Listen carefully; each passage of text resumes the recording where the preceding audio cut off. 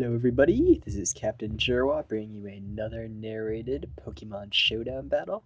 This time I have an NU battle because I'm actually into playing NU again now that some of the big threats are gone.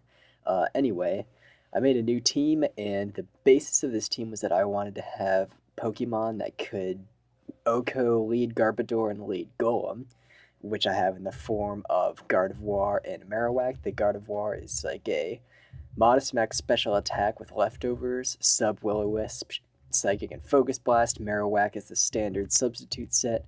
I have a specially defensive Licky Licky with Dragon Tail. I have a Calm Mind Duosion, and probably going to take that one off because having two Psychic types, well, three Psychic types, is definitely foolish. Have a physically defensive Metang, just as a Zangoose check and a Stealth Rock setter upper, because Zangoose and Ursaring, well, not so much Ursaring, but Zangoose is a huge threat now in NU. And I have my classic Shift Tree with three special attacks and Sucker Punch with Life Orb.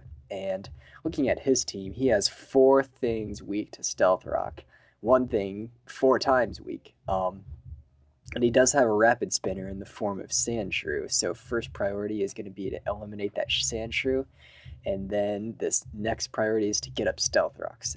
Anyway, though, let's get on with the battle. Alright, so I'm just going to lead off with my Gardevoir because he really doesn't have any safe switches into it, and I thought I could take on his lead Sandshrew if he decided to lead with that pretty well. But he ends up leading off with Pinsir, so I'm going to need to get out of there, and I go into my Metang to take that X-Scissor.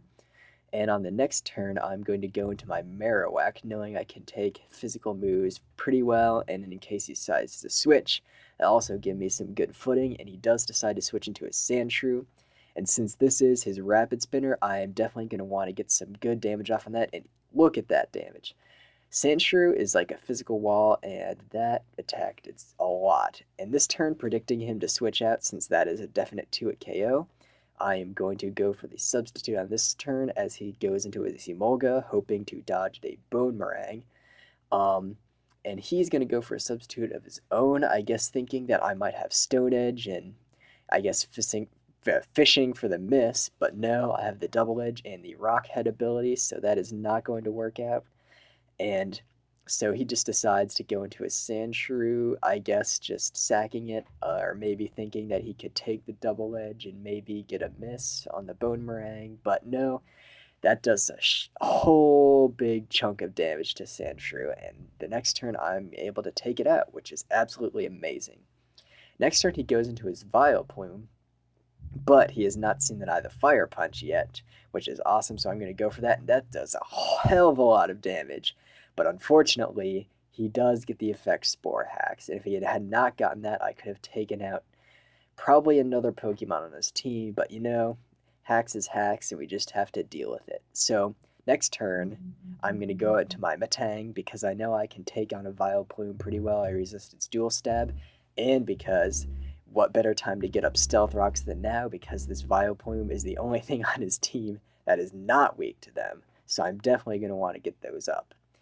And even though I do get them up for free, he is going to get a free switch into this Emolga, and since my only attacking moves are Meteor Mash and Earthquake, I'm not going to be able to touch this thing, and I know he has Substitute, so I don't want to go for the Toxic either. But I could have gone for it there, but I was predicting the Substitutes. That's why I went to Duosion, and I just go into Duosion thinking that this would not do that much damage. But I guess the Agility Electro Ball combo is pretty powerful on that Emolga there. So that's definitely pretty interesting. And there, I guess he was predicting a switch of some sort. So he decides to baton pass the boosts into Pinsir. But you know, I don't like to mess around with things that have boosts, so I just decide to stay in there. And he is going to be able to take me out. But it's okay because I can go into, what do I go into? Oh yeah, I go into Metang because I know I can live any hit and just retaliate with a Meteor Mash. And I don't know if he had Earthquake or not, but or maybe he was Choice. That's probably what he was. So yeah, anyway, I'm able to take him out with a Meteor Mash, but that means he is going to be able to get a free switch into his Rotom Fan. But I knew since I was making some aggressive plays at the beginning that he was going to over-predict here and just trick me. Because I was really close to going to my Licky Licky. But I was like, you know what? Don't really need my Tang. Let's just stay in, get the Toxic off on him. And if he Volt Switches, that's fine. I can just get a free switch into something else. But I am able to get the Scarf off of him, which is great because that means, well, that doesn't really mean anything. It just means that I got the Toxic off. And yeah, anyway, though, he sends in his Vileplume, and at this point, he has nothing that wants to take on my Gardevoir. And because since I am modest max special attack, this Psychic is going to do a hell of a lot of damage. And if he was physically defensive like most of them are, he would have been dead. But I'm guessing he has some special investment, which is why that didn't kill. And yeah, so next turn I'm just going to be able to finish him off. And he has the Emolga, the Rotom, and the Charizard left. And I believe he brings in the Emolga? No, he brings in the Rotom Fan. And I forget what I do here.